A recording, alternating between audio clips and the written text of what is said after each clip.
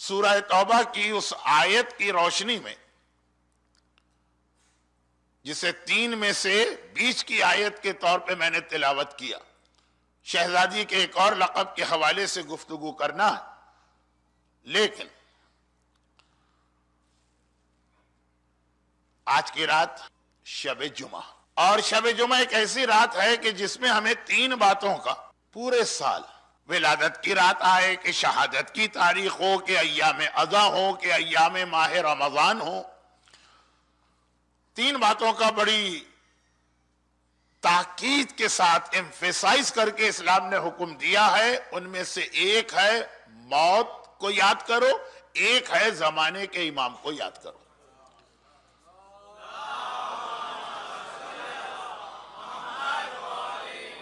اور موت کو بھی 2 حصوں میں تقسیم کر دیا، موت کو یاد کرو، اپنی موت کو بھی، اور یاد کرو ان کو بھی کہ جو دنیا سے گزر چکے ہیں، اور یہ دیکھو کہ اب تم ان کی کیا مدد کر سکتے ہو۔ چونکہ زندگی میں میں نے انہی 2 سبجیکٹ پہ سب سے زیادہ مجالس پڑھی ہیں، ایک موت اور ایک زمانے کا امام۔ اس لیے اگر ایک بار میں اس کی ڈیٹیل میں چلا گیا تو اب جو ٹاپک ہمارا 4 دن سے چل رہا ہے وہ بھی رہ جائے گا، اور یہ بھی ٹاپک مکمل نہیں ہو سکتے۔ صرف ایک ریمائنڈر اور یاد دہانی کے لیے کہ آج کی رات اپنے باپ اور ماں کو تو ہر آدمی یاد کرتا ہے، وہ لوگ بھی جو زندگی میں ماں باپ کا خیال نہیں کرتے ہیں، مرنے کے بعد 2 رکعت نماز مغفرت والدین شب جمعہ پڑھ لیتے ہیں، یا ایک مرتبہ سورہ فاتحہ، یا ایک مرتبہ پتہ نہیں گجراتی میں کیا کہتے ہیں، لیکن ہمارے یہاں دیسے کی مجلس یا برسی کی مجلس میں والدین کو یاد کیا جاتا۔ لیکن موت خالی والدین کو یاد کرنے کا نام نہیں ہے، وہ تو سب سے پہلے ہیں۔ وہ مشہور حدیث جو آپ نے کم سے کم 1000 مرتبہ سنی ہوگی کہ بہت سی ایسی اولاد ہے جو والدین کی زندگی میں ان کی اطاعت کرتی ہے، ان کے مرنے کے بعد آنکھ ہو جاتی ہے، تو بہت ہی مشہور حدیث۔ لیکن والدین کے علاوہ بھی جو ایک صلہ رحمی اسلام میں ہے، وہ اس کے صلہ رحمی کے مسئلے میں صرف ان کی زندگی نہیں بلکہ ان کے مرنے کے بعد چچا ہے، پھوپھی ہے، دادا ہے، دادا کے چچا ہے، نانا کی پھوپھی ہے، بہت سارے رشتہ دار۔ موت کو یاد کرنے کا مطلب ان سب کو یاد کرنا۔ ہمارے کان، انسان ویسے اشرف المخلوقات ہے لیکن کتنا کمزور ہے، ہم سے زیادہ کتا اور بلی دیکھتا اور سنتا۔ کتنی آوازیں ایسی ہیں جو انسان نہیں سن سکتے، جانور سن لیتے ہیں۔ چونکہ سائنس میرا نہ سبجیکٹ ہے، نہ سائنس کے بارے میں مجھے معلوم ہے، اس لیے میں اس میں دخل نہیں دے رہا ہوں، لیکن آوازوں کے حوالے سے یہ بات ہے نا کہ بہت سی آوازیں انسان نہیں سنتا، جانور سن لیتے ہیں۔ ہم لوگ اپنے مرنے والوں کی آواز بھی نہیں سن رہے ہیں، جو آج کی رات ہمارے گھروں میں آ کے ہم کو پکاریں گے۔ جو مرنے والے پکار کے کہیں گے کہ ایک وقت کا کھانا ہمارے نام پہ کسی مستحق کو دے دو۔ وہ کوئی بہت بڑی ڈیمانڈ نہیں کریں گے، یہ نہیں کہیں گے کہ ایک ہمیں پیلس دے دو، یا ایک ہمیں گاڑی دے دو نئے ماڈل کی، یا ہمیں ایک پلازما ٹی وی لا کے دے دو۔ ایک وقت کا کھانا، تمہارا کوئی نقصان بھی نہیں ہوگا لیکن ہمیں اس کا بھی بہت فائدہ مرنے کے بعد ملے گا۔ ساری رات آپ کے مرحوم رشتہ دار آپ کو گھر میں آ کے پکاریں گے۔ ہمارے کان اس قابل نہیں ہے کہ ان کی آواز سنیں، لیکن یہ بات اگر میں اور ڈیٹیل میں چلا گیا تو میری آج کی مجلس کا پورا سبجیکٹ رہ جائے گا۔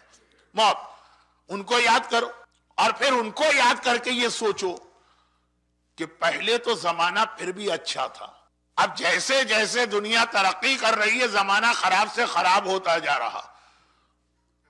پہلے پھر بھی کچھ اچھا زمانہ تھا، اس میں بھی لوگ مرنے والے کو یاد نہیں کرتے ہیں، تو اب جب ہم مریں گے تو ہمیں کون یاد کرے گا؟ اب تو اولاد سے بھی توقع نہیں ہے۔ جیسا جیسا زمانہ بڑھتا جا رہا تو اپنے لیے خود اپنے ہاتھ سے اپنی زندگی میں قبر کا سامان تیار کر کے جاؤ۔ یہ شب جمعہ کا ایک پیغام بھی ہے، اور جو میرا اصل موضوع چل رہا اس میں شہزادی کائنات کا ایک بہت مشہور واقعہ بھی ہے۔ 2 دن پہلے ولادت کی محفل میں کوئی کلام پڑھا جا رہا تھا کہ اپنے آنچل پہ علی کو نماز پڑھوانے والی، کوئی پورا واقعہ ہے، لیکن آج نہیں، اب یہ بات کل آئے گی۔ اس کا میسج، واقعہ چھوڑ رہا ہوں، اس کا میسج کہ اپنے ہاتھ سے ہی اپنا سارا انتظام کر لو۔ جیسے بہت سے لوگ پہلے زمانے میں، بہت پرانا نہیں، 100 سال پہلے، 50 سال پہلے، 40 سال پہلے، کوئی آدمی بھی اپنی زندگی میں کوئی ریٹائرمنٹ پلان وغیرہ نہیں بناتا تھا۔ کیا ضرورت؟ ہم بوڑھے ہوں گے, ہمارے بچے جوان ہوں گے, وہ ہماری ساری ضروریات پوری کریں گے. اب دیکھا کہ نہیں, اب تو بچے بڑے خطرناک قسم کے ہو گئے ہیں, اس لیے پہلے سے ہی اپنے بڑھاپے کا خیال کر کے کوئی اچھا پلان لے لو. ریٹائر ہو جاؤ گے تو لوگوں کے آگے ہاتھ نہ پھیلانا پڑے اور بھیک نہ مانگنا پڑے. پہلے یہ کنسپٹ نہیں تھا, اولاد کا کام ہی یہ ہوتا تھا. اسی طرح قبر کا بھی ایک پلان اب آپ کو خود سے ہی لے لینا ہے پہلے سے, اور اس کے لیے آج کی رات شب جمعہ یاد کرنا. اس کے بعد ویک کے جو باقی 6 دن ہیں اس میں اس کے حساب سے ایکشن ہونا. آج کی رات اپنی اور مرنے والے کی موت کو یاد کرنا. اور اسی لیے آج جو ہمارا سبجیکٹ ہے وہ تھوڑا سا شہزادی کونین کی سیرت میں موت کے حوالے سے ہوگا, لیکن ابھی ایک جملہ, ایک چھوٹا سا پوائنٹ اور واضح کر دوں. دوسرا, آج کی رات زمانے کے امام کو خاص طور پہ یاد کرنے کی رات ہے. خاص طور پر میں نے اس لیے کہا کہ ویسے تو مومن 7 days a week 24 hours a day امام کو یاد کرتا. ہمارے پاس وہ کرسچینٹی کی طرح کا کنسپٹ نہیں ہے کہ ویک میں ایک دن یاد کرو اللہ کو, چرچ میں جا کے 6 دن آزاد. 24 hours 7 day a week امام زمانہ کو یاد کرنا, لیکن اسپیشلی آج کی رات, کیونکہ most expected day of the week جمعے کا دن کہ جب امام آئیں گے. کنفرم نہیں ہے, سیٹرڈے کو بھی آ سکتے, لیکن سب سے زیادہ ایکسپیکٹیشن جمعے کی فجر کا وقت ہے, تو شب جمعہ کا اینڈ. تو آج کی رات خاص امام کو بھی یاد کرنا. یاد کرنا کسے کہتے ہیں؟ پریپریشن کرنا, لیکن وہ ایک بالکل ڈیفرنٹ سبجیکٹ. لیکن امام کو تو ہر شب جمعہ یاد کرنا. جب کسی معصوم کی شہادت کی تاریخ آ جائے تو اور زیادہ یاد کرنا. ولادت کی رات آ جائے تو اور زیادہ یاد کرنا, کیونکہ اس معصوم یا معصومہ پہ جو ظلم کیا گیا اس کا ریونج اور انتقام زمانے کے امام کو لینا. اب شہزادی کونین کا جب ذکر ہو رہا ہے, شہزادی کے مصائب نہیں پڑے, پہلے دن تھے, ایک آج کی رات شب جمعہ ہے, تو کچھ آنسو تو آج بھی ہم کو بہانا ہے, لیکن شہزادی کونین کو جب یاد کیا جائے گا اور ان کے وہ مظالم, ان پر ہونے والے مظالم یاد آئیں گے. وہ بھی شہزادی کا ایک لقب, السلام علیک ایتھا المظلومۃ المقہورۃ المضطہدہ, یہ بھی ایک لقب. لیکن اس پر آپ پہ ہمارا سلام, آپ پر ظلم کیا گیا, آپ کا حق چھینا گیا, آپ کے پہلو پہ کوڑا مارا گیا. لیکن اس ظلم کا بدلہ یا انتقام کون لے گا؟ زمانے کا امام تو ویسے ہی شب جمعہ یاد کرنا ہے امام کو, لیکن آنے والا امام, اب آئی ایم پریٹی شیور کہیں نہ کہیں آپ کے یہاں ویک میں دعائے ندبہ بھی ہوگی. زیادہ تر تو فرائیڈے کی صبح ہی لوگ پڑھتے ہیں دعائے ندبہ.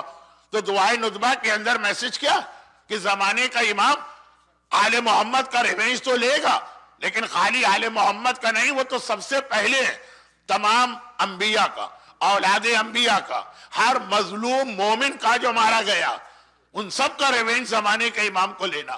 پاکستان میں شہادتوں پہ شہادتیں ہو رہی ہیں, اس کا ریونج کون لے گا؟ بحرین کے اندر شہادتیں ہو رہی ہیں, سعودی عرب میں شہادتیں ہو رہی ہیں, عراق میں مومنین شہید کیے جا رہے ہیں. میں نے تھوڑا سا اپنا ٹاپک بدلا تھا, لیکن اب اصل موضوع پہ آ رہا. جناب حجر ابن عدی جیسی شخصیت, ادھر معاویہ نے ظلم کیا تھا, جو معاویہ کی اولاد ہے.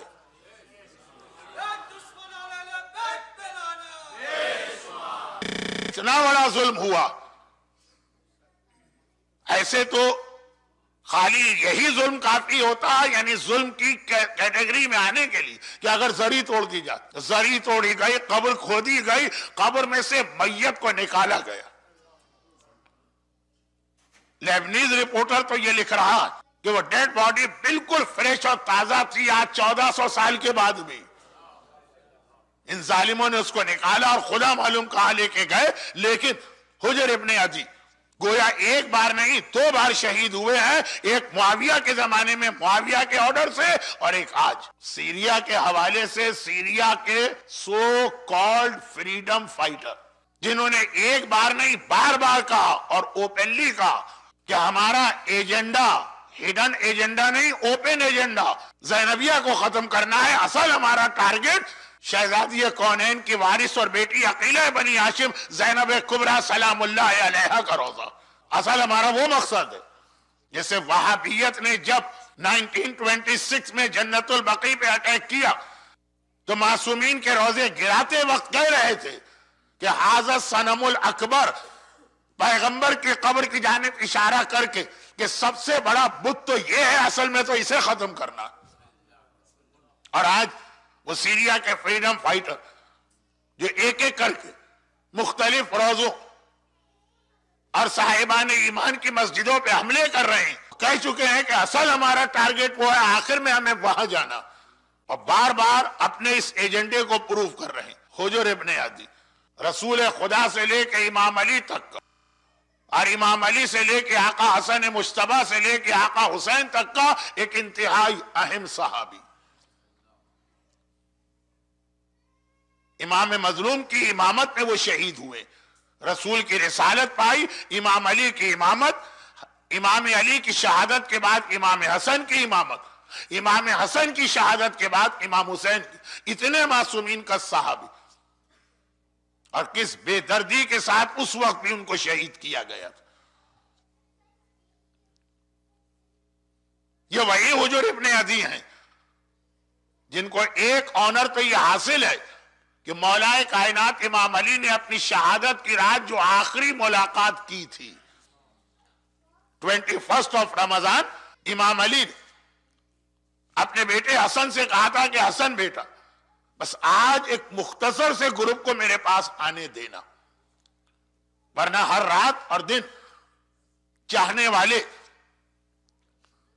ग्रुप बना के इमाम अली को देखने आते। कहा आज की रात तुम्हारा बाबा बहुत कमजोर हो गया है और बहुत थक गया। आखिरी ग्रुप सिर्फ 7 आदमी थे उसमें। इसके बाद फिर इमाम अली फैमिली के बाहर के किसी आदमी से मुलाकात नहीं की। फिर इमाम अली की वसीयतें अपने बेटों और बेटियों से शुरू। तो वो जो लास्ट 7 का ग्रुप था उसमें हुजूर इब्ने अदी शामिल थे और इमाम अली की हालत देख के रोने लगे थे। तो इमाम अली ने कहा था क्या है हुजूर, तुम पर भी एक वक्त ऐसा आएगा कि एक मलऊन जो हलाल की औलाद भी नहीं है तुमसे ये डिमांड करेगा कि मेरा नाम लेना छोड़ दो। हुजूर ने कहा मौला मैं मर जाऊंगा। ये कैसे हो सकता? कहा और यही होगा, तुम मार दिए जाओगे हमारी मोहब्बत में। इमाम अली की जो इल्म गैब और फ्यूचर के हालात के बारे में इमाम अली पहले से न्यूज देते थे, तो अपनी शहादत के मौके पे लास्ट न्यूज जो थी वो हुजूर इब्ने अदी की शहादत थी। और इनका एक वाकया मैं बहुत पढ़ता हूं और मुझे मालूम है कि आप हजरात जो पता नहीं कहां से किस तरह वक्त निकाल के आते हैं, आपका टाइम वेस्ट ना हो। तो जो बहुत मशहूर वाकयात है मैं उसको पढ़ता भी नहीं हूं, खाली इशारा करता हूं। यही हुजूर इब्ने अदी थी। तरबियत औलाद जो 2 शहजादी के कॉन्टेक्स्ट में हमारा एक छोटा सा सब्जेक्ट भी बन रहा था, औलाद की तरबियत। बल्कि कल रात की मजलिस का तो शायद असल सब्जेक्ट वही था। तरबियत औलाद के लिए खास तौर पे मैं हुजूर का वाकया पढ़ता हूं कि जब हुजूर को शहीद किया जाने लगा तो हुजूर ने 3 वसीयतें की थी, जिनमें से वसीयत ये थी कि पहले मेरे बेटे को मेरे सामने शहीद करो, फिर मुझे मारना। जो कोई बूढ़ा बाप कभी ये नहीं कहता। बाप कहता है पहले मैं मरूं, और हुजूर कहते हैं पहले मेरा जवान बेटा मरे। और रीजन यही बताते हैं कि अगर मैं मर गया, मुआविया ने हुजूर के बेटे को ऑफर किया था, बल्कि सारे ग्रुप को जो हुजूर के साथ गिरफ्तार सिवाय हुजूर के सबको ऑफर की थी कि अगर तुम इमाम अली को छोड़ दोगे तो हम तुम्हें फ्री कर देंगे। तो कहा जब तक मैं जिंदा हूं, बाप की एक इज्जत है, बाप का एक एहतराम है, बाप प्रेशर, मेरी वजह से मेरा बेटा मर जाएगा, अपने ईमान को नहीं छोड़ेगा। लेकिन मुझे डर लग रहा है कि अगर पहले मैं मर गया, आज अब बेटे के ऊपर से एक मोरल प्रेशर खत्म हो गया, कहीं ऐसा ना हो कि वो स्लिप कर जाए और अपना ईमान, मुझे बेटे का ईमान बचाना है, बेटे की जान नहीं बचाना। अब ये हुजूर इब्ने अदी का वाकया 40 मिनट में पढ़ा जाता है, लेकिन चूंकि बहुत ही फेमस भी है और मैंने भी कई बार पढ़ा है, इसलिए मैं इसको बहुत करके अपने आज के सब्जेक्ट पे आ रहा। وہ حجر ابن عدی جس نے اپنا اتنا ایمان ظاہر کیا کہ میرا جوان بیٹا میرے سامنے مارا جائے، بیٹے کی ڈیڈ باڈی دیکھنا مجھے قبول ہے، لیکن اتنا سا رسک بھی نہیں لوں گا کہ اس کے ایمان کو کوئی خطرہ نہ پہنچے۔ تو اب اپنے زندگی میں حجر کی سیرت کو لے کے آئیے۔ کیا ہم بھی اپنی اولاد، اپنے بیٹے اور بیٹیوں کے ایمان کے لیے اتنا ہی پریشان ہیں؟ کیا ہم بھی اس کا اتنا ہی خیال کر رہے ہیں؟ کیا کبھی ہم نے سوچا ہے کہ اس وقت ہماری ذرا سی نیگلنس، ہم ذرا سا نیگلیکٹ کریں مسئلے کو تو تھرڈ جنریشن میں کیا ہو جائے گا؟ کیا ہم اپنی آنکھوں سے نہیں دیکھ رہے کہ انگلینڈ میں کیا ہو رہا، یورپ میں کیا ہو رہا، اور یہاں بھی جو تھرڈ جنریشن ہے وہ کہاں کس منزل پہ پہنچی؟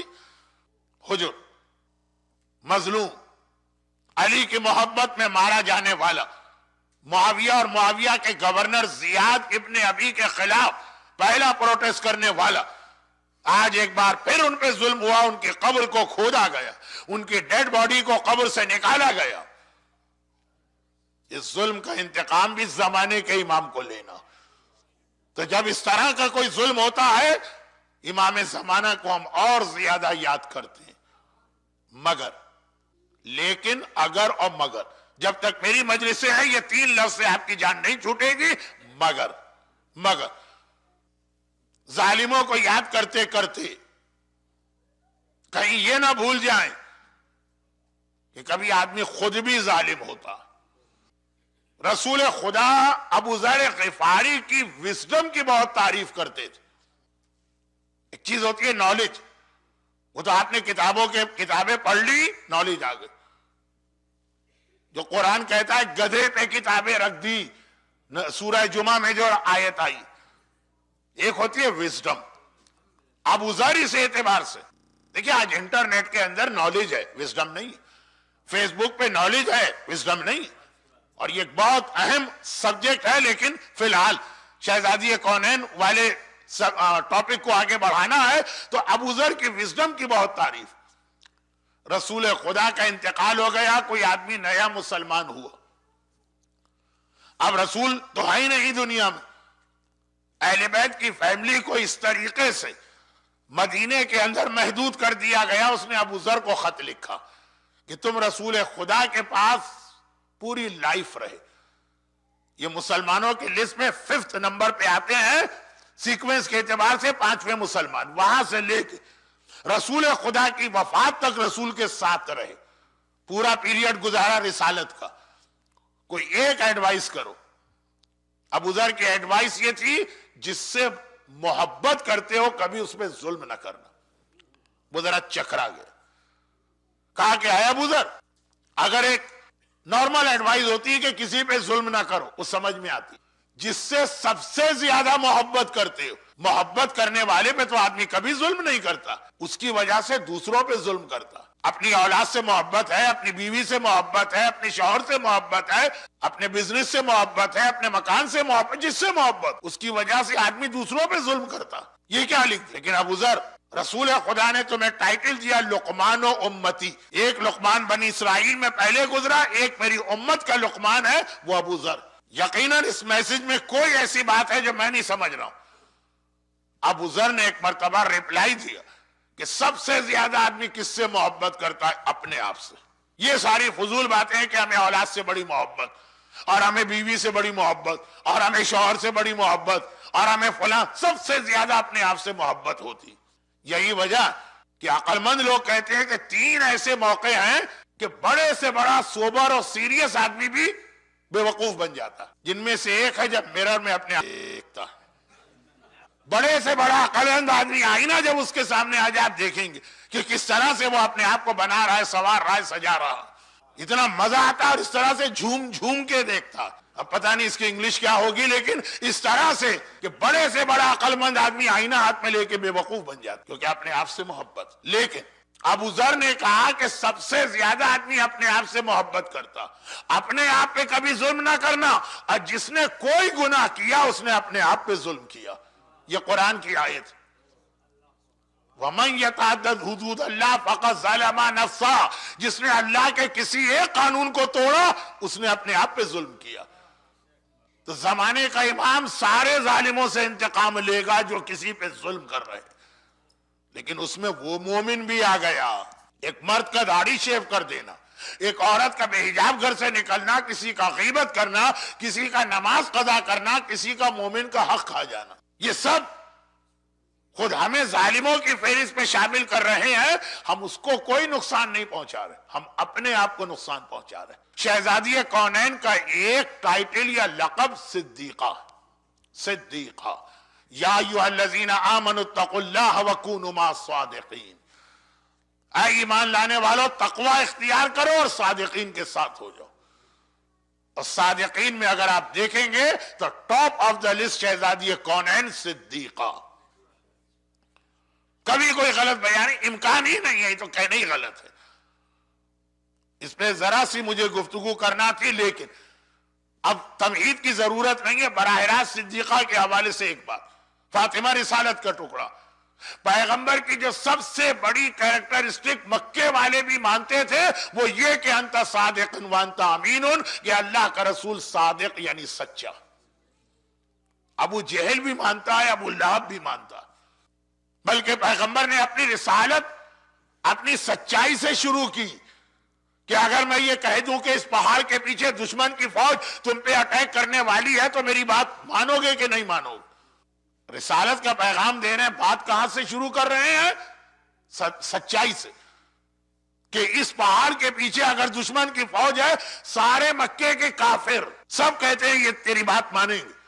پیغمبر نے کہا کیوں مانو گے؟ تم تو نہیں دیکھ رہے اپنی آنکھ سے؟ کہا ہمیں ضرورت نہیں اپنی آنکھ سے دیکھنے کی، ہم نے تجھے پیدائش سے لے کے آج تک ہمیشہ سچا پایا ہے، تو نے کبھی کوئی غلط بیانی نہیں کی، آج بھی اگر کہے گا تو ہم تیری بات مانیں گے۔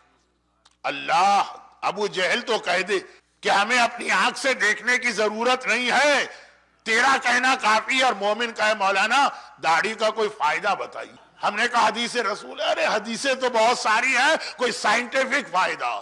ہمارے یوتھ کہیں کہ مولانا آخر یہ گانا اسلام میں کیوں حرام ہے؟ جن کو اللہ زیادہ پیسہ دیتا ہے ان کا پہلا سوال ہے کہ شراب کیوں حرام ہے اسلام کے اندر؟ اس کے تو بڑے بینیفٹ ہیں، ہر 6 مہینے کے بعد ایک آرٹیکل چھپ جاتا ہے کسی ویسٹرن میگزین کہ میوزک کے اتنے فائدے ہیں، وہ فلاں جگہ پہ میوزک سے بیماروں کا علاج ہو رہا اور فلاں جگہ میوزک سے، اسلام نے کیوں حرام کیا؟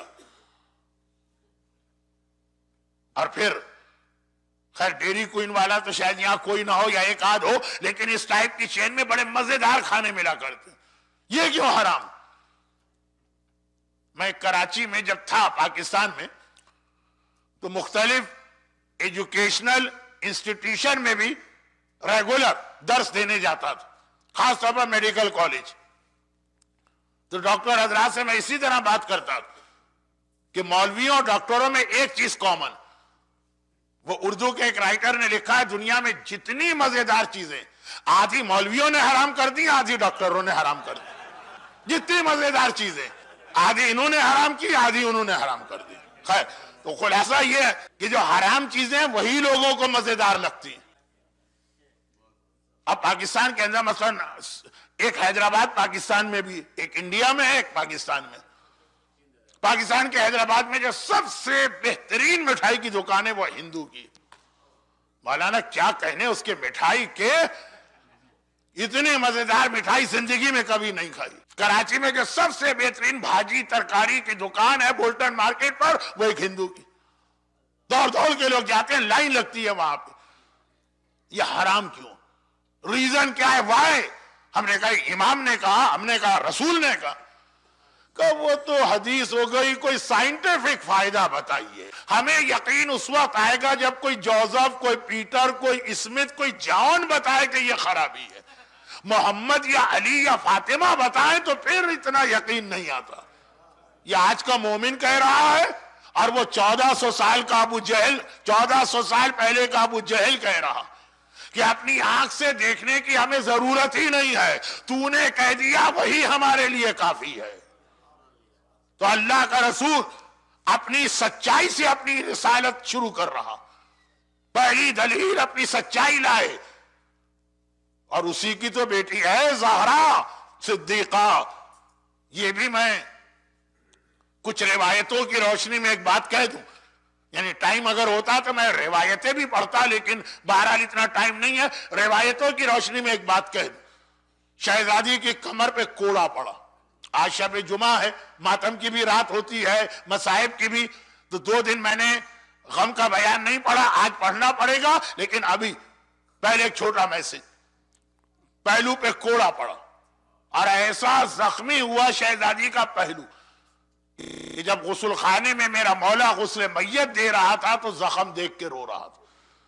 شہزادی کے جسم کی پسلیاں ٹوٹی، شہزادی کا بیٹا محسن مارا گیا، لیکن کچھ روایتیں ہیں میرے ذہن میں، اس وقت ان کو پڑھنے کا وقت نہیں ہے، اس کا نتیجہ، لیکن ان سب سے بڑا غم، ان سے زیادہ شہزادی کو دکھ، ان سے زیادہ شہزادی کی نگاہ میں مصیبت، صرف ایک جملہ تھا حکمران کا کہ تم دعویٰ کر رہی ہو ہمیں تمہاری سچائی پہ یقین نہیں۔ میں صدیقہ، زندگی میں کبھی ممکن نہیں غلط بیان ہے۔ ارے مباہلے کے میدان میں عیسائیوں نے میری سچائی مان لی، اور یہ مسلمان کہتا ہے کہ نہیں بھائی تم کہہ رہی ہو ہمیں تمہاری سچائی پہ شک۔ کوڑے کے زخم سے بڑا یہ زخم تھا جو فاطمہ کی روح پہ لگا، وہ فزیکل ٹارچر تھا، یہ اسپریچول ٹارچر۔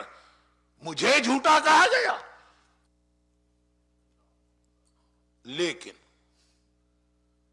دشمن، غیر، ظالم وہ شہزادی کو جھوٹا کہے تو الگ بات، کیا ماننے والا بھی کبھی یہ سوچ سکتا؟ آئیے اب ایک روایت سنیے، صدیقہ، شہزادی کا لقب صدیقہ ہے، میں اس کی ڈیٹیل میں گیا نہیں کہ ضرورت ہی نہیں ہے اتنا واضح لقب۔ مباہلے کے میدان میں مسلمانوں اور کافروں کی جنگ تیر کی نہیں تھی، تلوار کی نہیں تھی، نیزوں کی نہیں تھی، برچھیوں کی نہیں تھی، صرف سچائی کی تھی۔ فَنَجْعَلْ لَعْنَةَ اللَّهِ عَلَى الْكَاذِبِينَ۔ اور نجران کے عیسائیوں نے کب اسلام کو مانا؟ جب اہل بیت گئے، لیکن میرا ایک سوال ہے جس کی میں نہیں جا رہا، ایک جملہ کافی۔ بھئی اہل بیت جب گئے تب عیسائیوں نے مان لیا، اتنے سچے آ رہے ہیں۔ سوال یہ ہے کہ ان میں سے عیسائیوں کے سامنے پہلی مرتبہ کون گیا؟ رسول تو روز بیٹھتے تھے عیسائیوں کے درمیان، 40 دن تک پیغمبر نے ان سے مناظرہ کیا، مولا روز رسول کے ساتھ ہوتے تھے۔ اور مجھے یہ دکھا دیجئے کہ کبھی رسول مسجد میں ہو اور گود میں حسن و حسین نہ بیٹھے ہوئے ہوں۔ وہ تو خطبے میں بھی حسنین کو گود میں لے کے منبر پہ بیٹھتے ہیں، وہ تو حالت نماز میں بھی حسنین کو اپنی پشت پہ سوار کراتے ہیں۔ تو اب یہ 5 شخصیتیں تو مباہلے میں گئی، لیکن ان میں سے 4 ایک ساتھ بھی ان عیسائیوں کے سامنے کئی ہفتوں سے آ رہی تھی۔ ان میں سے کوئی نیا چہرہ نہ تھا، رسول کو بھی دیکھ رہے، علی کو بھی دیکھ رہے، حسن کو بھی دیکھ رہے، حسین کو بھی دیکھ رہے۔ آج فاطمہ جا رہی ہے، فاطمہ کا وجود اسلام کی اتنی بڑی سچائی بن گیا۔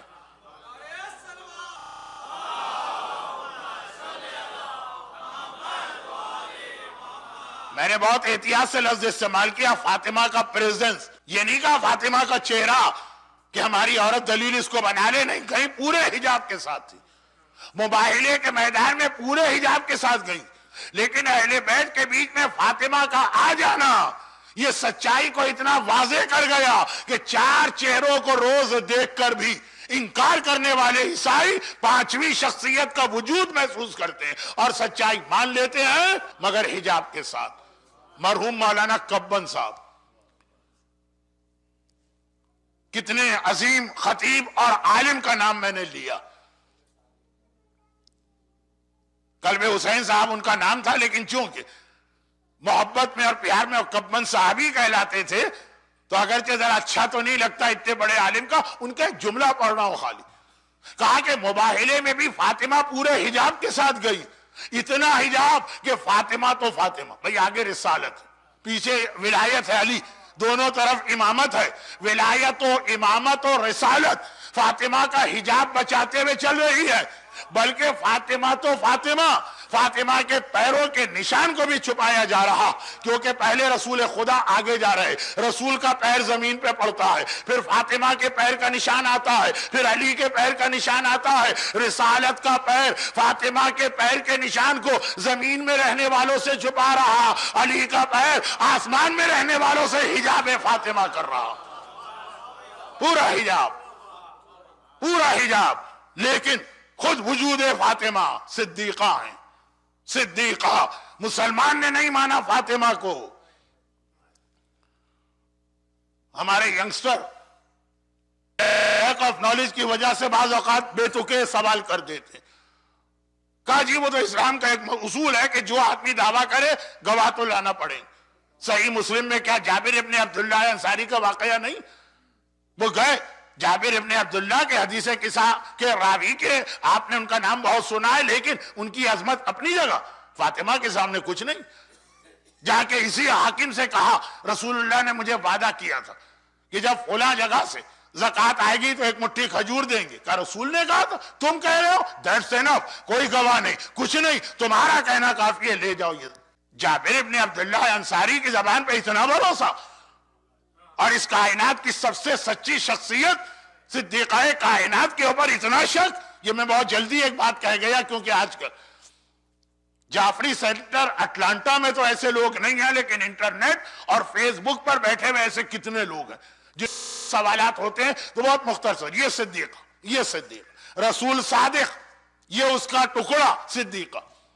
اب ان دونوں سے ملا کے ایک روایت بنی، ان دونوں سے ملا کے، اور روایت بھی ہم تک پہنچائی ایک ایسے امام نے کہ جو میں نے 2 دن پہلے ایک جملہ کہا تھا کہ ہم لوگ 12 اماموں کو مانتے ہیں، لیکن ان میں سے کچھ کی ہمارے یہاں بالکل بھی مشہور نہیں، یعنی لوگوں کو پتہ بھی نہیں۔ سب سے زیادہ غم کا بیان چوتھے امام کا ہوتا، کسی مومن کو بٹھا کے کہیے تم نے ساری زندگی آقا حسین سے زیادہ سجاد کے مصائب سنے، 15 حدیثیں سنا دو چوتھے امام کی، مصائب سے ہٹ کر، تاریخ سے ہٹ کر۔ 11واں امام، زمانے کا امام کا باپ، 5 حدیثیں 11ویں امام کی سنا دو۔ ایک حدیث پھر بھی ہمارے یہاں مشہور تھی، لیکن جب سے مرجعیت کے خلاف موومنٹ چلا ہے وہ ایک ہی حدیث جو مشہور تھی اس کو بھی ختم کر دی۔ وَأَمَّا مِنَ الْفُقَهَاءِ مَنْ كَانَ صَائِنًا لِنَفْسِهِ حَافِظًا لِدِينِهِ مُخَالِفًا لِهَوَىٰ مُطِيعًا لِأَمْرِ مَوْلَاهِ۔ 11واں امام، مجتہدین میں سے جو متقی اور پرہیزگار ہے، فَلِلْعَوَامِ أَن يُقَلِّدُوهُ، عوام پر واجب تقلید کریں۔ اوہو، یہ تو بڑی خطرناک حدیث ہے، اس میں تو تقلید کی بات آ گئی ہے، ہم تو تقلید کو مانتے ہی نہیں۔ یہ ایک حدیث لوگوں کو معلوم تھی، وہ بھی نکال دی گئی۔ اسی طرح سے 9واں امام، کتنی حدیثیں لوگوں کو معلوم ہوں گی؟ ایک حدیث یہ سن لیجیے۔ میں خالی مجھے تو حدیث پڑھنا ہے، میں یہ رک کے 2 منٹ اس لیے کہتا ہوں کہ عموماً میں بڑی آسان سی حدیثیں پڑھتا ہوں کہ بھئی آپ یہ نہیں کہہ سکتے کہ اتنی مشکل حدیث اس کو یاد کون رکھے گا۔ شراب ہر خرابی کی کنجی یا چابی، یہ 11ویں امام کی حدیث کتنی آسان، یہ حدیث بھی سن لی۔ یہ 9ویں امام کی حدیث، اب دیکھیں، صدیقہ طاہرہ اپنے بابا سے، دونوں کا نام صادق ہے، ایک حدیث روایت کر رہی ہیں جو ہم تک 9ویں امام نے پہنچائی۔ اچھا، 9ویں امام سے کس نے سنی یہ حدیث؟ شاہ عبد العظیم حسنی، شہر رے، جو آج تہران کا ایک پارٹ بن گیا۔ تہران میں آپ جاتے ہیں، وہاں پہ سب سے اہم ایک ہی زیارت ہے شاہ عبد العظیم کی۔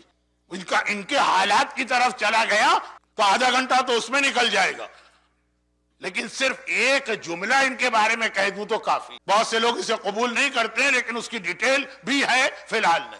ایک بار ایک مومن 10ویں امام کی خدمت میں گیا اور کہا کہ مولا میں کربلا کی زیارت کر کے آ رہا۔ امام نے فرمایا تم کہاں رہتے ہو؟ کہا میں رے میں، یعنی میں رہتا ہوں۔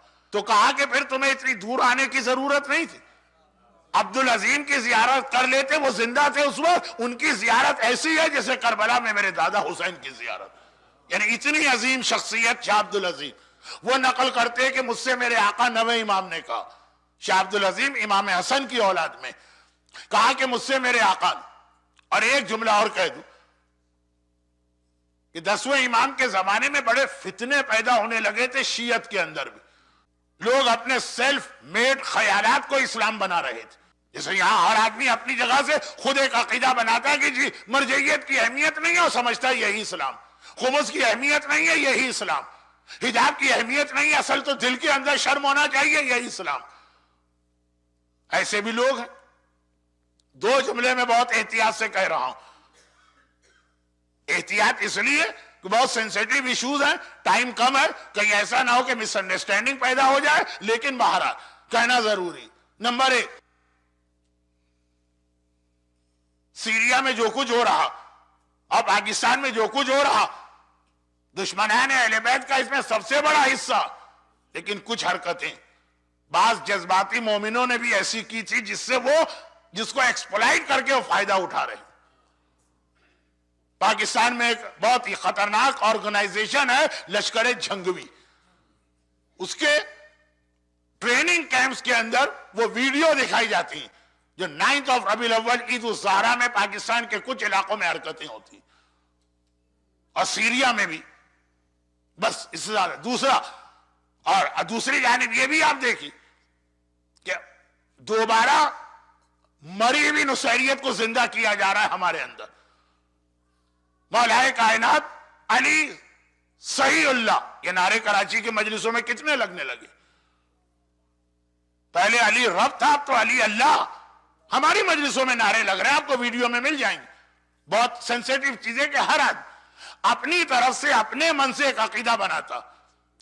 یہ سلسلہ شروع ہوا 10ویں امام کے زمانے میں زیادہ. ویسے تو یہ ساری چیزیں ہر امام کے زمانے میں تھی. کیوں؟ کیونکہ 10ویں امام کے بعد غیبت ہونے والی تھی. دشمنوں نے کہا یہ بہترین موقع, اب امام چلا جائے گا پردے میں, اب تو جیسا آپ گمراہ کر سکتے ہو گمراہ کرو. شاہ عبدالعظیم گھبرا گئے.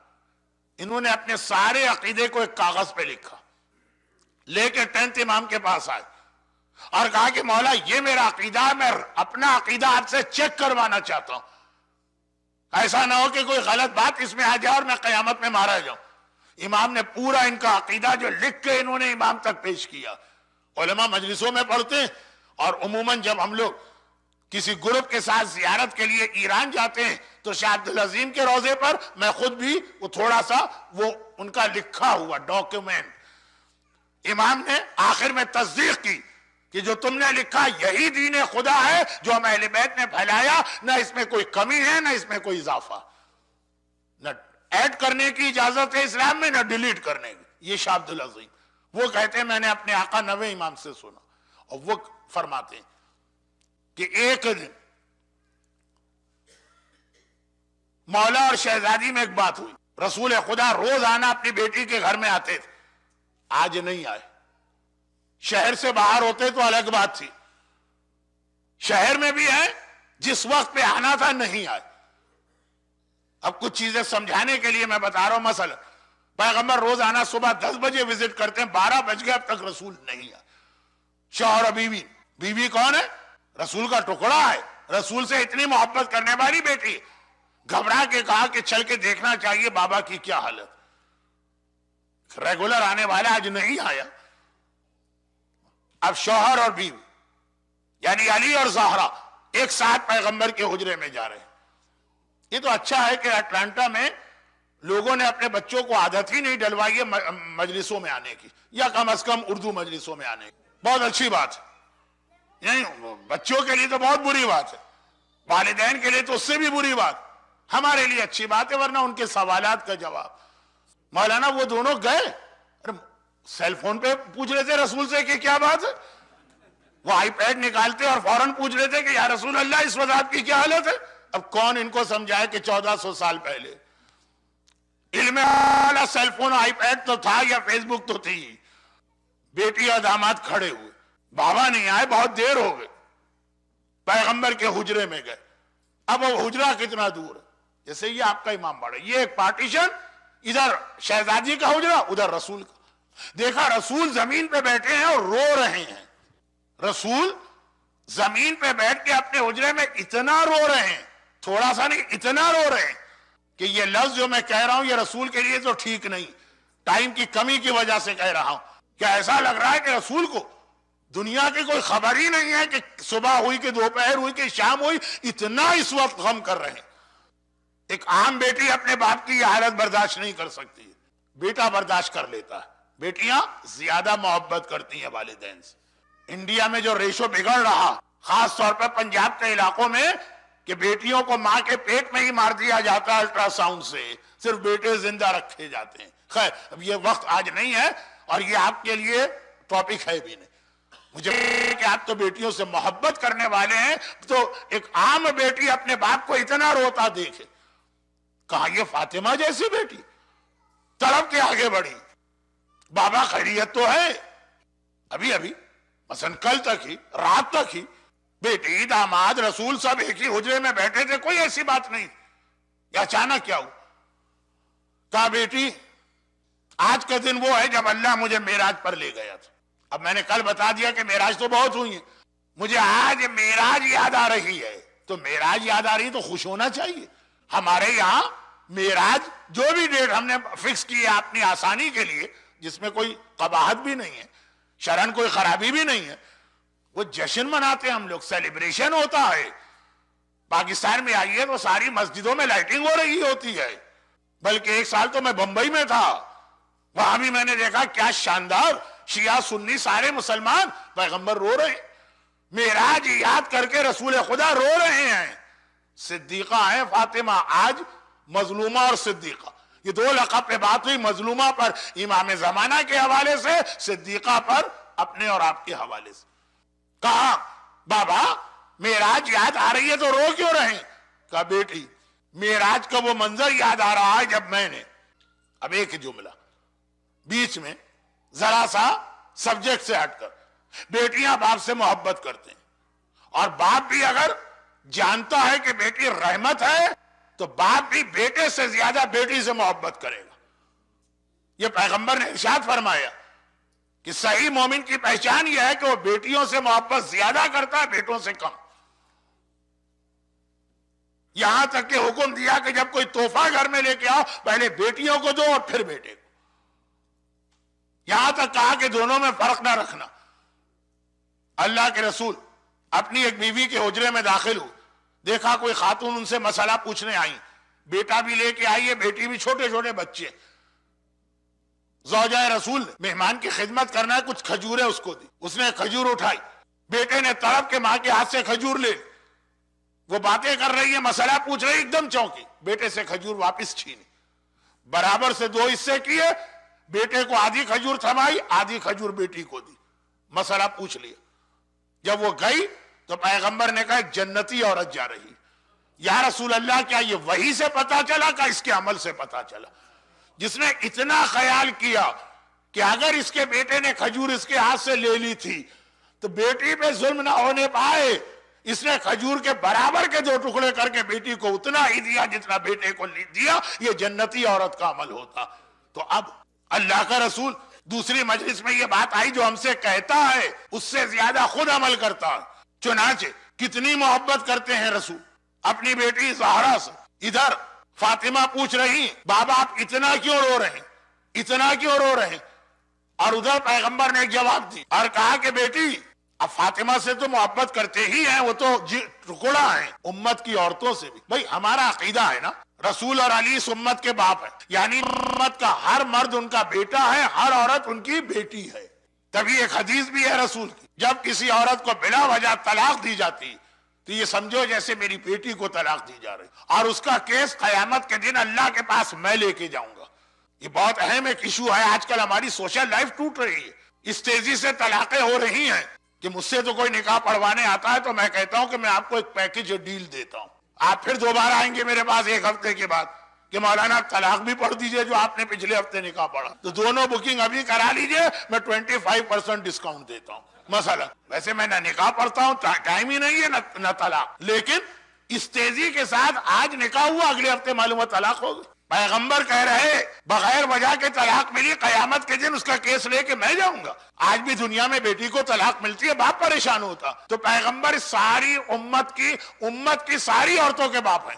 اب پیغمبر کا جملہ سنی، بیٹی معراج مجھے اپنی بیٹیاں یاد آ رہی ہیں، زہرا نہیں، امت والی بیٹیاں۔ شاہ عبدالعظیم نویں امام سے سن رہے، نویں امام اپنی دادی زہرا کی روایت نقل کر رہے، کہ زہرا نے گھبرا کے پوچھا کہ بابا تو آخر معراج کی رات کا اس امت سے کیا تعلق؟ کہا سفر معراج کے دوران میں نے اپنی امت کی 10 عورتوں کو اتنے سخت عذاب میں دیکھا، آنکھوں سے دیکھا۔ ایک تو ہوتا ہے سننا، اور سنے بھی آپ مجھ جیسے جاہل سے تو کیا اثر ہوگا، اور ایک ہے کہ اللہ کا رسول بیان کر رہا ہو، دل ٹکڑے ہو جاتے ہیں رسول کے کلام سے، اور اپنی آنکھوں دیکھی بات۔ بیٹی میں نے دیکھا کہ میں معراج کے سفر میں آسمانوں پہ جا رہا ہوں، ایک طرح سے کچھ چیخوں پکار کی آواز آئی، اور ساری چیخنے والیاں اور کرائنگ اور ویپنگ یہ سب عورتیں تھیں۔ بھئی اب ہم لوگ تو عادی ہیں، ہم کو پتا ہے کہ مجلس میں اگر عورتیں آئی ہیں تو چیخوں پکار ہوگی۔ جس دن چیخوں پکار نہیں ہوتی میں گھبرا کے پوچھتا ہوں آج آپ لوگ اکیلے گھر سے آئے، بیویوں کو کہاں چھوڑ کے آئے؟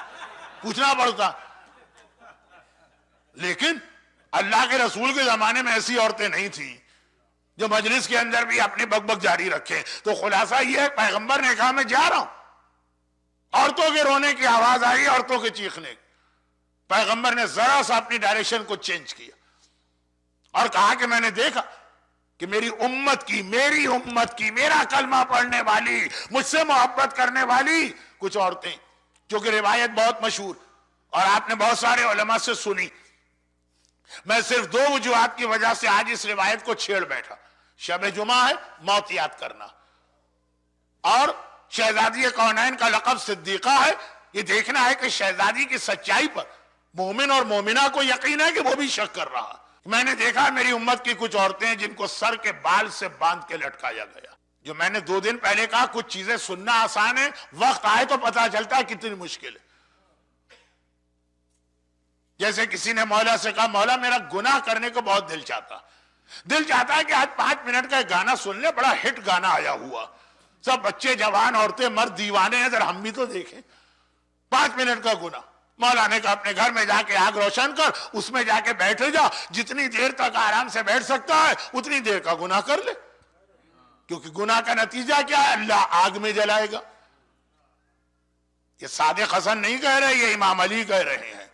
آگ میں جلائے گا تو آگ تو برداشت ہو جاتی ہے، تو اس سے 2 منٹ، 1 منٹ، آدھا منٹ، یہ دنیا والی آگ نہیں، وہ قیامت کی آگ۔ بالوں کو کھینچ کے دیکھیے تو پتا چلے گا کہ بال سے باندھ کے لٹکایا گیا ہے، وہ ہینگ ہے اپنے بالوں سے۔ شاید اس لیے بھی عورتوں کو سلمنگ کا بڑا شوق ہے کہ ذرا وزن کم ہو جائے گا تو ذرا تکلیف کم ہوگی، وزن زیادہ ہوگا تو خیر۔ تو اب یہ کہ پیغمبر کہہ رہے میں نے اپنی آنکھ سے دیکھا اس عورت کا چیخنا اور تڑپنا۔ پھر ذرا آگے بڑھا، میں نے دیکھا کچھ عورتیں جن کی زبان میں سوراخ کر کے ان کو زبان کی مدد سے باندھ کے لٹکایا گیا۔ اللہ، یہ زبان پکڑ کے آدمی جھٹکا دے تو اندازہ ہوتا ہے کتنا درد اور تکلیف ہے۔ اور کچھ آگے بڑھا تو میں نے دیکھا کچھ عورتیں ایسی ہیں جنہیں اپنے پیروں سے اس طرح لٹکایا گیا ہے کہ پیروں سے لے کے گھٹنوں تک ان کے آدھے جسم کو آگ گھیرے میں لیے ہوئے۔ اب میں ذرا آگے بڑھا تو میں نے دیکھا کہ کچھ عورتوں کو ان کے سینے سے باندھ کے لٹکایا گیا۔ میں کچھ آگے بڑھا تو میں نے دیکھا کہ ایک ایسی عورت ہے جس کا سارا جسم گدھے کا ہے، چہرہ سور کا، اور اسے 1000 طرح کا عذاب دیا جا رہا۔ اور میں کچھ اور آگے بڑھا تو میں نے دیکھا ایک ایسی عورت ہے جس کو کتے کی شکل میں تبدیل کیا گیا، اور اس کے بدن میں آگ داخل کی جا رہی اور نکالی جا رہی، اور ان کا تڑپنا، ذرا سی گرم چائے یا کافی زبان پہ آ جائے تو آدمی بلبلا اٹھتا۔ اور کہا کہ میں ذرا آگے بڑھا تو میں نے دیکھا کچھ عورتیں اس طرح سے لٹکائی گئی ہیں باندھ کے کہ فرشتے آگ اور لوہے کی قینچیوں سے، وہ جو سیزر ہوتی، ان کے دائیں اور بائیں پہلو کا گوشت کاٹ کاٹ کے ان کو کھلا رہے۔ اور میں ذرا آگے بڑھا تو میں نے دیکھا کہ کچھ عورتیں ایسی ہیں جن کے ہاتھ اور پاؤں کو لوہے کی زنجیر میں باندھ کر انہیں اس طرح آگ میں پھینکا گیا ہے کہ سانپ اور بچھو ان کے جسم پر چل رہے ہیں، کرالنگ کر رہے ہیں، رینگ رہے ہیں اور ان کو کاٹ رہے ہیں۔ 2 دن پہلے جو میں نے کہا تھا کہ کچھ تکلیفیں یوں معلوم نہیں ہوتی، ہاتھ پاؤں باندھ دیا جائے، خالی ایک مکھی اگر آپ کے چہرے پہ چلے گی تو اتنا انکمفرٹیبل اور انیزی آپ محسوس کریں گے۔ ایک مچھر آ کے بیٹھ جائے، ہاتھ پاؤں بندھے ہیں، آپ اس کو ہٹا نہیں سکتے۔ سانپ اور بچھو خالی چل نہیں رہے، کاٹ بھی رہے۔ اور پھر میں نے دیکھا کہ ایک ایسی عورت ہے کہ جسے ایک باکس میں بند کیا گیا ہے، یہ باکس پورا آگ کا بنا ہوا، اور وہ اندھی بھی ہے، گونگی بھی ہے، بہری بھی ہے، اور 1000 طرح کا عذاب دیا جا رہا۔ اور پھر میں نے ایک ایسی عورت کو دیکھا کہ جس کے جسم میں جتنے بھی داخل ہونے کے راستے سب سے عجیب طرح کا عذاب اس کو دیا جا رہا. کچھ چیزیں میں پڑھ بھی نہیں پا رہا. رسول اللہ رو رہے تھے. بیٹی نے پوچھا بابا آپ کیوں رو رہے ہیں؟ پیغمبر نے بتایا تو بجائے اس کے کہ بیٹی باپ کو خاموش کرائے بیٹی رونے لگی. اب فاطمہ اور علی کے رونے کی باری ہے. دونوں بیٹھ کے اس حجرے میں رو رہے ہیں کہ ایک ایسی مجلس بیت الاذان میں ہوتی تھی جس میں معصومہ مصائب پڑھتی تھی, معصوم مصائب سنتے. اور آج پیغمبر کے حجرے میں ایک ایسا منظر ہے کہ رسول خدا رو رہے, علی مرتضی رو رہے, فاطمہ زہرا رو رہی. اور روایت ہم تک پہنچا رہی. یہ روایت مولا بھی ہم تک دے سکتے کہ میں نے رسول سے سنا نہیں, فاطمہ فرماتی ہیں, تاکہ اندازہ ہو جائے نا کہ صدیقہ طاہرہ کو صاحبان ایمان کتنا صدیقہ مانتے. نعوذ باللہ ہر ایک شخص مانتا, مگر صدیقہ ہے تو ہر بات سچی. یہ وعدہ بھی سچا ہے کہ گناہگار شیعوں کی بخشش کرا کے جنت میں لے جاؤں گی, اور یہ روایت بھی سچ. روتے روتے زہرا نے کہا, اب یہ ساری عورتیں جن پہ عذاب آ رہا ہے یہ رسول کی بیٹیاں, بیٹیوں کی حالت دیکھ کے باپ روئے گا کہ نہیں روئے گا. لیکن ایک مرتبہ کہا بابا آخر یہ عذاب آیا کیوں؟ 10 میں سے 2 کا عذاب تو میں وجہ نہیں بتا سکتا, کوئی اچھا نہیں لگے گا ممبر سے. 8 فرمایا جس عورت کو اپنے بالوں سے باندھا گیا, آپ سمجھ گئے یہ وہ عورت کہ جو اپنے بال نامحرم سے نہیں چھپاتی تھی. خالی بالوں کی بات ہو رہی ہے, باقی جسم نامحرم سے چھپاتی ہوگی, خالی بال. اور جس عورت کو زبان سے باندھ کے لٹکایا گیا یہ اپنے شوہر سے بڑی بدتمیزی, بڑی بد اخلاقی, بہت ہی رف لینگویج کے ساتھ بات کیا کرتی تھی. اور جس عورت کو آگ میں پاؤں ڈال کے ایک طرح آگ کی کرسی بنا کے اس کو آگ کی کرسی پہ بٹھایا گیا. ذرا سی اگر اسٹیل کی کرسی سعودی عرب میں عرفات کے میدان میں دھوپ میں پڑی اور گرم ہو جاتی ہے, حاجی صاحب بیٹھتے ہیں اچھل جاتے ہیں اس کے اوپر بیٹھ کر. اتنا موٹا اور طویل کا احرام پہننے کے باوجود 52 ٹیمپریچر ہوتا ہے سعودی عرب میں گرمیوں میں, 57. اور یہ میں بات کر رہا ہوں جہنم کے آگ کی جو 57,000 یا لاکھ یا کروڑ یا بلین ٹیمپریچر ہوگا. مگر رسول نے کہا کہ یہ وہ عورت تھی جو اپنے پیروں کی مدد سے اللہ کی نافرمانی کرتی ہے, یعنی شوہر کی پرمیشن کے بغیر گھر سے باہر جاتی. شوہر کی ہر طرح کی اطاعت عورت پہ واجب نہیں, لیکن یہ جو بات آئی کہ گھر سے باہر نہیں نکل سکتے یہ واجب ہے. اور جو اس کے بعد والا میسج وہ بھی ذرا جلدی پڑھ دوں گا. جس عورت کو اس کے سینے کی مدد سے باہر نکایا گیا, یہ شوہر کا وہ جو اصل حق ہے جو نکاح جس کے لیے کیا جاتا وہ ادا نہیں کرتی. اور اللہ کے رسول فرماتے ہیں جسم گدھے کا اور سر کتے کا, یہ وہ عورت تھی. اور اس کے ساتھ 1000 طرح کا عذاب دیا جا رہا. یہ وہ عورت تھی جو فساد برپا کرتی تھی معاشرے میں, یعنی لوگوں کو آپس میں لڑاتی تھی. یہاں کی بات وہاں, وہاں کی بات وہاں. ویل لکل ہمزۃ لمزہ, چغل خور جسے اردو میں کہتے ہیں. کتنے گھر ٹوٹے ہیں عورتوں کی اس چغلی کی عادت کی وجہ سے. کتنے شوہر اور بیوی میں سیپریشن ہوا, کتنے بھائی بھائی کے اندر, بہن اور بھائی کے درمیان جھگڑے ہوئے.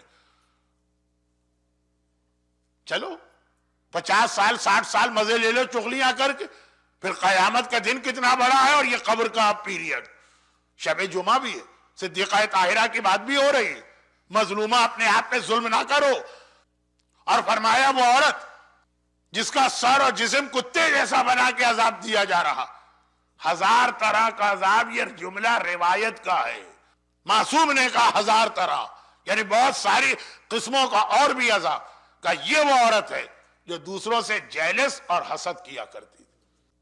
من شر حاسد اذا حسد, حسد بہت بڑی خرابی. الحسد یاکل الحسنات کما تاکل النار الحطب. جیلسی یا حسد نیکیوں کو اس طرح سے کھا جاتا ہے جیسے آگ لکڑی کو کھا کے ختم کرتی. نیکیاں تو کھا لی حسد نے, اس کی سزا یہ. اور کہا اس کے بعد وہ عورت جس کے دونوں پہلوؤں کا گوشت کاٹ کاٹ کے اس کو کھلایا جا رہا, یہ غیبت کرنے والی. غیبت اور چغلی میں فرق ہے. وہ تو قرآن کی آیت بھی ہے کہ غیبت کرنا ایسا ہے جیسے اپنے مردہ بھائی کا گوشت کھانا. اور پیغمبر نے کہا کہ غیبت کرنے والا اپنا گوشت کھا رہا. اور بس آخری اور 8واں بیان 9واں 10واں میں پڑھنا نہیں چاہتا ممبر سے. کہا کہ 8واں ہاتھ پاؤں باندھ کر آگ میں پھینکا گیا ہے، سانپ اور بچھی اس میں چل رہے ہیں. یہ وہ عورت ہے جو اپنا بدن نامحرموں کو دکھانا چاہتی تھی. دو چیزیں، ایک حجاب کرنا، اپنے آپ کو چھپاؤ. ایک ہے کہ حجاب نہ کرے لیکن اپنا جسم دکھانا بھی نہیں چاہتی. اور ایک ہے کہ نہیں، ایسے ڈریسز، ایسی پرفیوم، ایسی جیولری، وہ جو ایک خاص عورتوں کی سینڈل آتی ہے ٹک ٹک ٹک ٹک ٹک ٹک، کہ اگر نہ بھی دیکھنا چاہے تو آدمی آنکھ اٹھا کے دیکھتا ہے کون ملکہ آ رہی. مثلا کہ اس نیت کے ساتھ یہ ساری چیزیں پہنی جا رہی کہ نامحرم دیکھے. کہا کہ یہ اس کا عذاب. اور 9ویں اور 10ویں کا تعلق تو کچھ ایسے فعل حرام سے جو ممبر سے بتانا مشکل. شاہ عبدالعظیم حسنی جیسا عظیم اور راوی 9ویں امام سے یہ روایت نقل کرتا ہے، میری دادی رونے لگی، بابا یہ اتنا عذاب آپ نے دیکھا. لیکن بہرحال شب جمعہ صدیقہ طاہرہ کی سچائی پہ کوئی شک نہیں کر سکتا. اگر بے پردہ عورتوں کا یہ عذاب ہے تو ہے. جو عورت بڑے مزے سے، اسی کو قرآن کہتا ہے الانسان لفی خسر. بھئی گھاٹے کا سودا آپ کسے کہتے ہیں؟ 50 سال کا مزہ کمانے کے لیے اگر 50 ملین کا عذاب کوئی برداشت کرے، یہی تو گھاٹے کا سودا کہلائے گا. بھئی دنیا میں کتنی زندگی ایک عورت کی ہے، 9 سال میں بالغ ہوتی ہے، 50-55 سال میں تو کام کی ہی نہیں رہتی. بس حجاب بھی ساقط ہو جاتا ہے، 50 میں 9 ملائیے 60 سال میں جا کے. یہ ہارڈ اینڈ فاسٹ رول نہیں. کچھ عورتیں اپنے آپ کو اتنا فٹ رکھتی ہوں گی الزبتھ ٹیلر ٹائپ کی کہ وہ 70 سال میں بھی نویں شادی کر لیں. لیکن ایک عام طور پہ بات کر رہا ہوں، 50 سال کے مزے کے لیے جو عورت 50 ملین سال کا عذاب برداشت کر رہی ہے کہ ہاں آگ کے اندر جلتی رہوں، بالوں سے باندھ کے لٹکایا جاتا رہے، میری زبان سے مجھے لٹکایا جاتا رہے، کوئی واندہ نہیں ہے، مجھے قبول ہے، یہاں تو 50 سال کا مزہ آ گئے. اس سے زیادہ بے وقوف اور احمق اور خسارے اور گھاٹے کا سودا کرنے والا کوئی نہیں. یہ خالی عورتوں کی بات نہیں ہے، مردوں کی بھی بات، ان کا بھی ایک مسئلہ. لیکن چونکہ شہزادی کونین کی شہادت کی اور ولادت کی محفل سے بات ہو رہی، اس لیے ذرا عورتوں کے حوالے سے زیادہ بات ہو گئی. اور پھر پیغمبر کا یہ جملہ اسی سفر کے اختتام پر، جب پیغمبر نے کہا کہ اپنے سفر معراج میں نے جنت بھی دیکھی اور جہنم بھی. تو لوگوں نے پوچھا یا رسول اللہ جہنم میں میجورٹی کس کی تھی؟ انڈیا والے تھے، پاکستان والے تھے، یوتھ تھے، جوان تھے، بوڑھے تھے، عالم تھے، جاہل تھے. پیغمبر نے کہا میجورٹی میں نے عورتوں کی دیکھی. اب عورتیں وہ گھبرا گئی، رسول کے پاس آئیں، یا رسول اللہ کرٹیسزم مقصد نہیں ہے، آبجیکشن نہیں ہے، ایکسپلینیشن. یا رسول اللہ ہم عورتیں جو اتنی خدمت کرتی ہیں اپنے گھر والوں کی، یہ 1400 سال پہلے، آج تو خدمت لیتی ہے نا آپ سے، لیکن خیر وہ گھر کی بات گھر میں رہنے دے. تو خلاصہ یہ کہ یا رسول اللہ ہماری میجورٹی کیوں تھی جہنم میں؟ کا اس لیے تھی کہ 2 گنا عورتیں ایسا کرتی ہیں، اس پہ اگر کنٹرول کر لیں، ایک شوہر کی نافرمانی، دوسرا زبان، غیبت، چغلی، جھوٹ، حسد، باقی ساری چیزوں میں عورتیں پرفیکٹ. رسول اپنے زمانے کی بات کریں گے 2 گنا.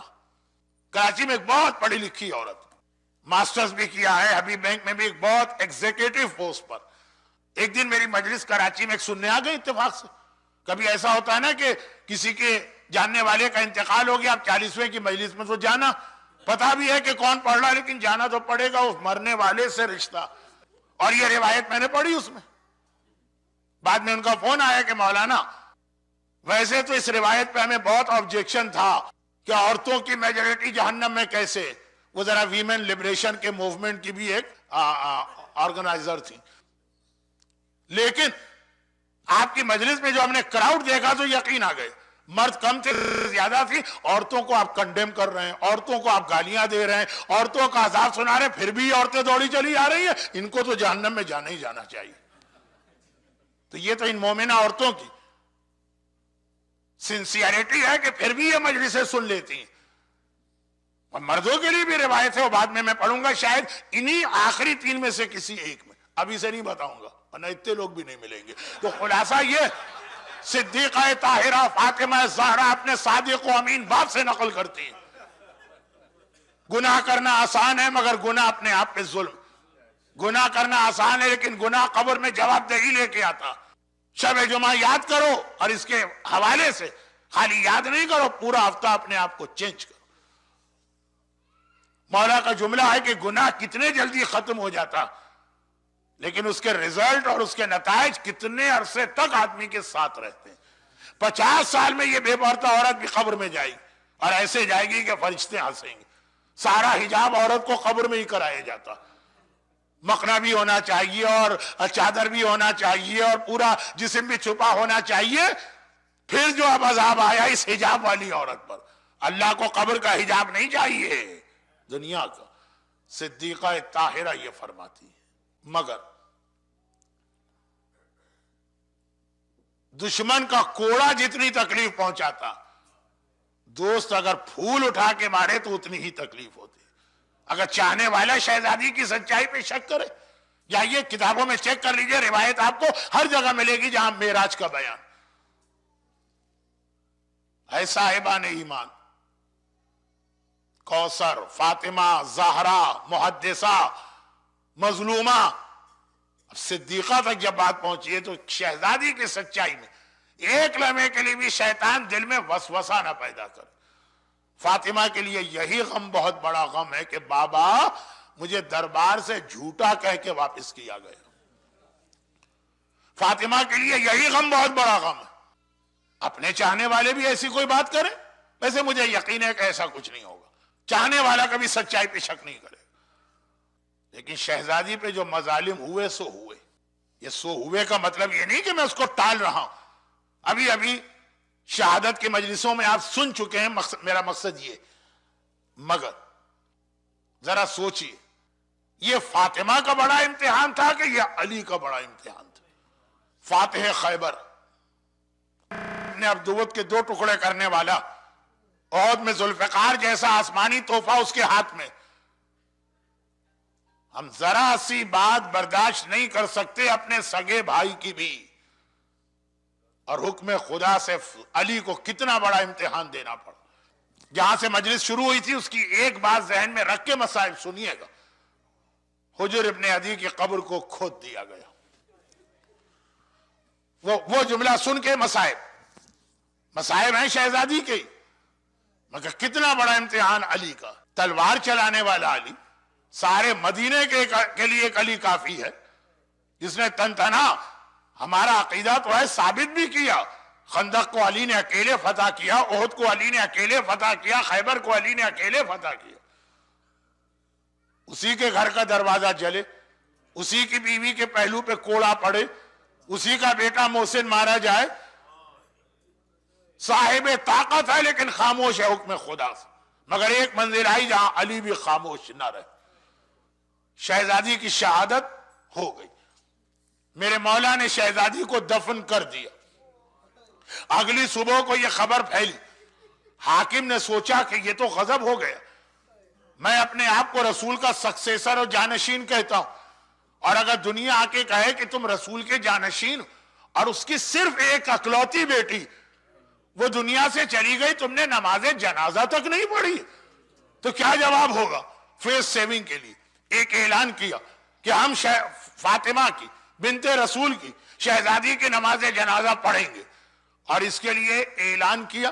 ذرا دیکھیے، پورے ریسپیکٹ کے ساتھ کہا کہ شہزادی کی قبر کے چاروں طرف پارٹیشن لگائی جائے، اور رسول اللہ کے زمانے کی جو بوڑھی صحابیہ عورتیں رسول کے زمانے کی ہیں اور بوڑھی، وہ سب آئیں، 70 کو بلایا گیا اور کہا کہ اس پارٹیشن کو چاروں طرف سے بند کر دو، بچہ تک نہ دیکھنے پائے، اپنے ہاتھ سے قبر کھولو، پورے احترام اور ریسپیکٹ کے ساتھ فاطمہ کی میت کو باہر نکالو، اور پورے احترام کے ساتھ فاطمہ کی میت کو کور کرو اور چھپاؤ، اور پھر باہر لاؤ، ہم نماز جنازہ پڑھیں گے اور فوراً تم یہ میت لے کے اسی پارٹیشن کے اندر چلے جانا، اور پورے احترام اور ود ڈیو ریسپیکٹ اس کو اپنے ہاتھ سے دفن کرنا۔